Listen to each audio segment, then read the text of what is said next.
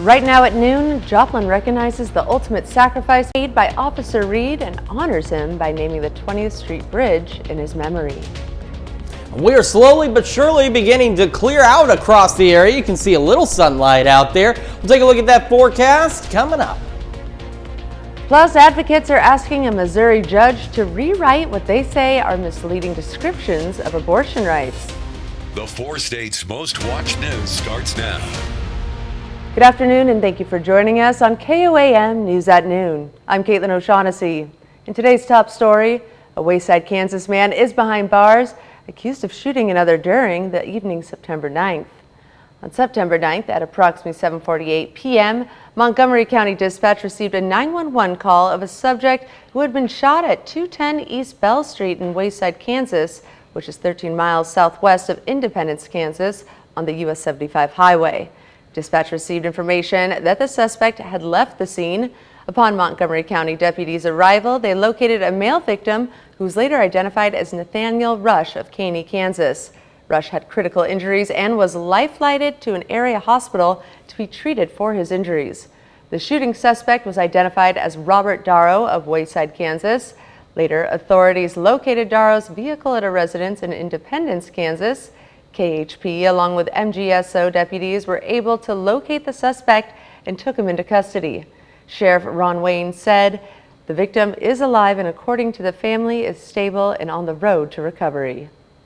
Advocates are asking a Missouri judge to rewrite what they say are misleading descriptions of abortion rights constitutional amendments.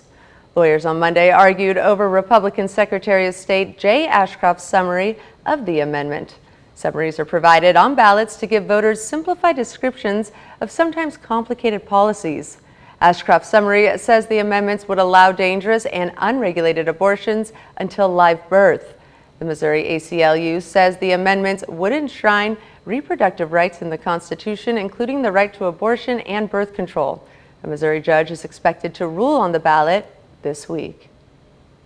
Now let's take it over to Chris Warner for a look at your forecast. Yeah, we are progressively beginning to clear out. We had a foggy, cloudy, somewhat wet start to the day, but again, looking better.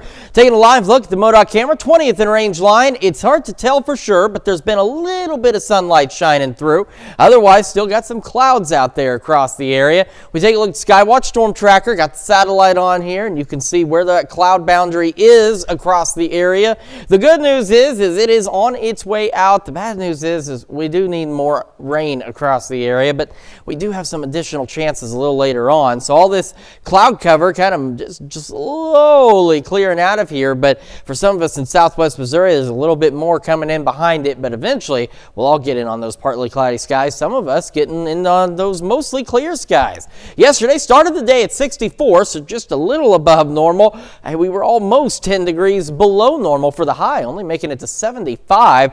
We picked up about 3/10 of an inch of rain yesterday, so still about an inch off for the month and just about 11 inches off for the year. Temperatures around the area, winds slowly shifting around out there. We've got 70 in Pittsburgh, 71 in Joplin, 70 Chanute, 72 in Neodesha, Chetopa, Miami, 70 in Neosho, and 71 in Carthage. So as we get down the road here, we still have, again, a stray shower or two possible south of I-44 in the next hour or so, but those chances are extremely low. Temperatures will remain nice this week. In fact, they'll remain below average, and then we have a few showers possible on Thursday, so at least not completely out of the rain just yet. We'll have another full look at your forecast and the week ahead here in just a few more minutes. Caitlin? Travelers on US 400 in southeast Kansas should expect a detour this week. That's because the South Kansas and Oklahoma Railroad plans to close and repair the US 400 crossing at Cherokee. That crossing will be closed to traffic from 6 a.m. Wednesday to 6 p.m. Thursday. Eastbound traffic will detour south on K7 to K103, then east to US 69 and north to US 400. Westbound traffic will take the same route in the opposite direction. The Joplin Police Department invites members of the community to join them this afternoon for the Officer Jake Reed Memorial Bridge dedication ceremony. The ceremony will take place at 4:30 p.m. on the west side of the 20th Street Bridge, located at 1200 East 20th Street. Parking will be available in the Harmony Heights Baptist Church parking lot. The bridge ceremony will also include the presentation of the Joplin Police Department Medal of Honor to Officer Reed's family. On March 8, 2022, Officer Jake Reed fell in the line of duty after attempting to arrest a suspect who was involved in a disturbance and attempted theft near 4th and Geneva Avenue. During the struggle, Officer Reed suffered gunshot wounds and was unable to survive his injuries. On March 11, 2022, Officer Jake Reed died in the line of duty and his organs were donated so that others may live. The Joplin City Council passed a resolution which officially recognized the ultimate sacrifice paid by Officer Reed and honored him by naming the 20th Street Bridge after him. The ceremony being held today will be the official unveiling of the signage for the Officer Jake Reed Memorial Bridge. And that's a look at today's top stories and weather in the 4 states region. Up next on KOAM, and say they plan to move ahead with a possible impeachment of President Biden. And later, we're making gooey peanut butter squares in the Mr. Food Test kitchen. We'll be right back. Republicans say they plan to move ahead with a possible impeachment of President Biden. This comes as Congress is already battling a tight deadline to keep the government running. Skylar Henry has more details from Capitol Hill. CBS News has confirmed that House Speaker Kevin McCarthy plans to announce this week that he now backs an impeachment inquiry into President Joe Biden. Republicans say IRS whistleblowers proved the Department of Justice gave preferential treatment to the president's son Hunter during its investigation. The move comes as some of the more strident House Republicans, such as Florida's Matt Gaetz, threatened to file a motion to vacate the Speaker's chair if McCarthy didn't agree to the impeachment inquiry. While Republicans appear ready to begin the process, lawmakers have a much more pressing issue to deal with. Congress has until the end of the month to pass a spending bill or the government will shut down. There has been bipartisan support to pass the spending bill in the Senate. For months, our colleagues have worked diligently to build consensus and process as many bills as possible, with deadlines looming large. But some House Republicans say they won't support a deal that continues to fund Ukraine's fight against Russia. I once again implore House Republican leadership to reject all-or-nothing tactics, reject unrealistic expectations, and refuse to cave to the extremist demands we're hearing from 30 or so members way out on the fringe. A new CBS News poll shows support among Republicans to aid Ukraine is split evenly. Skylar Henry, CBS News, Capitol Hill.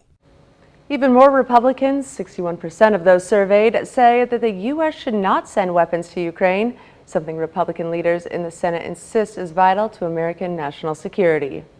And North Korea's dictator Kim Jong-un is in the far east of Russia this morning to meet with President Vladimir Putin.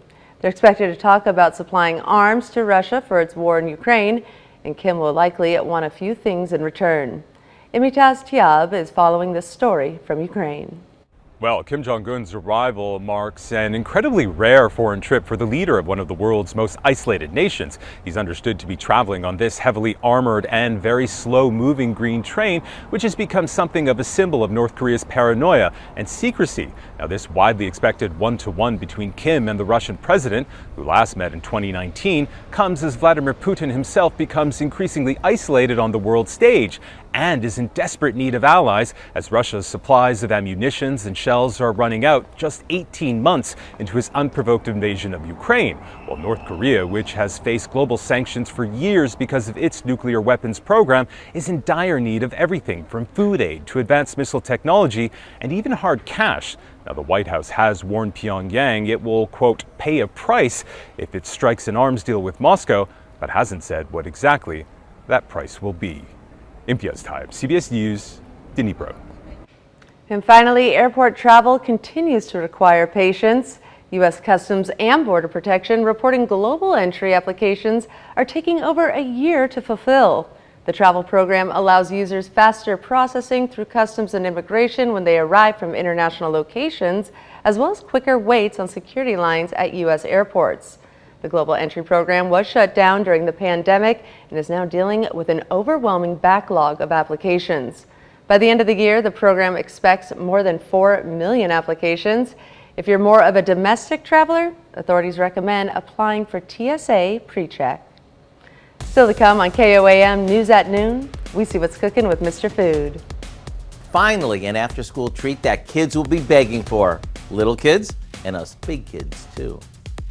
But first, we've still got a nice week of temperatures ahead of us after we start to clear out later today. We'll take a look at that forecast when we come back.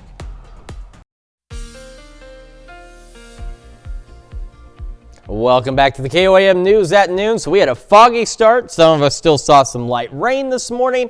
We have had clouds through the morning. It's kind of been a bit of a dreary day, but the temperatures have been relatively pleasant, and they're going to stay that way for us. However, we are going to start to clear out a little bit and get a little more sunshine to go along with all this. Taking a live look, MoDOT camera, 20th and Range line in Joplin. If you look close enough, you can see the sunlight reflecting on some of these cars. Even though there's cloud cover visible from here, we are starting to see some peaks of the sun. Now we head a little further south to Neosho, not seeing as much sunshine getting through just yet on the MoDOT camera there, still locked in with clouds, but they will eventually begin to move on as well. And this is a look from our studios here just north of Crestline on Highway 69. Got big puffy clouds out there, but we're getting little openings for sunlight to come right through here to that spot right down there. And eventually we'll all get in on it. And the KDOT camera at 69 and East 520 south of Pittsburgh, giving that prime example of here come the clouds, they're passing, get a little daylight here, there, but not quite everywhere yet.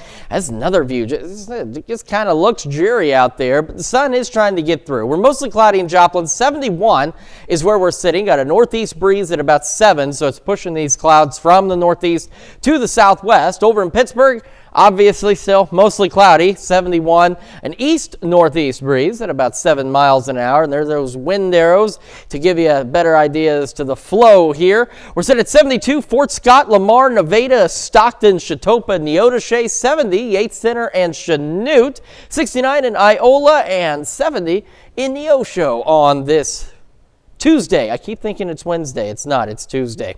We are still expected to make highs right around the mid-70s. Now, some of us a little further to the west and to the north, getting a little more sunshine, may warm up just a bit more, but it's not going to be that bad out there as we continue to see the partly cloudy skies build across the area. Some of us, though, may not quite make it even to the mid-70s today with the cloud cover holding on. Partly cloudy skies through the evening. We do cool off rather quickly as well, back down in the lower 60s by midnight, and we're dropping back into the upper 50s for our lows tonight, and we could see some fog out there similar to what we saw this morning, so keep an eye out and be aware late tonight into early tomorrow morning. Patchy dense fog is a possibility again.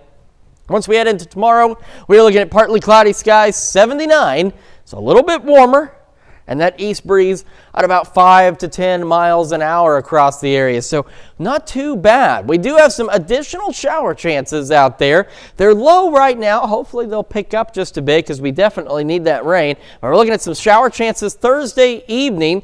Otherwise, we are looking at not bad. We're supposed to be, as you saw, our average high right around the mid-80s. We are going to be warm, but nowhere near that as we hang on to the upper 70s to low 80s as we start to head into next week. We do have another round of possible showers Tuesday evening of next week, and then our highs still right at or still just slightly below average even as we kick off the next work week. And look at these overnight lows. Aside from just a handful of low 60s, the majority of these into the upper 50s across the area. So some chilly overnights ahead of us out there. Not that much that is going on across the area, but we did get some of that much needed rain. Looking to get at least a little bit more. Hopefully we can pick up some additional rain chances as we get closer to Thursday. But all in all, it's that transition period. We're sinking into fall slowly but surely, and we're going to start bouncing around here on temperatures and weather conditions. And then the next thing you know, it's going to start to snow. Who knows? I'll tell you, those numbers are looking a lot like my high school test scores. They look slightly better than some of mine. I'm telling you. Right about average. And you know what? Average sometimes is good enough. Okay. Hey, C's get degrees for all you college kids. C's get degrees. All that matters is that you finish, get the paper. All right, well, stick around. We're making gooey peanut butter squares in the Mr. Food Test kitchen. We'll be right back. It's time to check in with Howard and the Mr. Food kitchen staff. Today he's making a great on-the-go snack that's ooey gooey sweet while still packing in some nutritious ingredients. It's called gooey peanut butter squares. Take a look. Now that the kids are back to school, we're getting more and more requests for after-school treats. So after several attempts, we came up with a new one that's fun, that's portable, and that's very tasty. For those of us without kids at home, let me assure you, these are just as good for us grown-ups. We start off by placing a package of marshmallows and some butter in a large bowl and microwaving it for a minute or so until it gets all melty. Now, to that, we add some peanut butter and a good amount of chocolate chips. Once the chocolate melts and it all blends together, we stir in some dry cereal until it's well coated. After we spread this onto a baking sheet, we sprinkle more chocolate chips over the top. To take these to another level, drizzle each bar with some warm peanut butter and dig in. And rather than waiting to make these, why not go online right now and get the recipe for what we call gooey peanut butter squares. This way you can enjoy them as soon as tonight or tomorrow after school. I'm Howard in the Mr. Food Test Kitchen, where today we found a gooey way for you to say, ooh, it's so good. To find this recipe along with many others, just head over to our website at KOAMnewsnow.com and click on Mr. Food. Now here's a look at the 4th state market prices.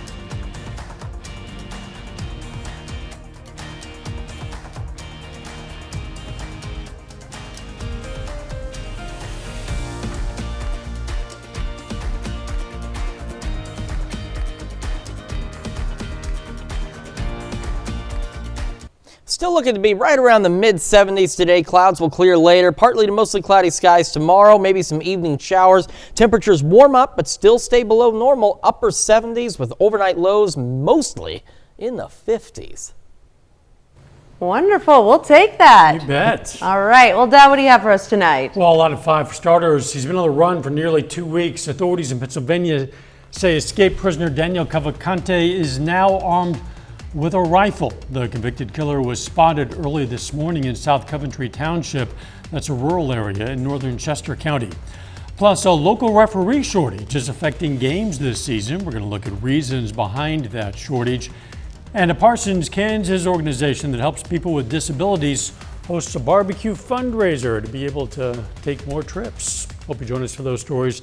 A lot more, of course. It's all coming up today. KOAM News at 5. All right. Well, that's the news for now. Thank you for joining us for KOAM News at noon. And we'll see you back here tomorrow morning.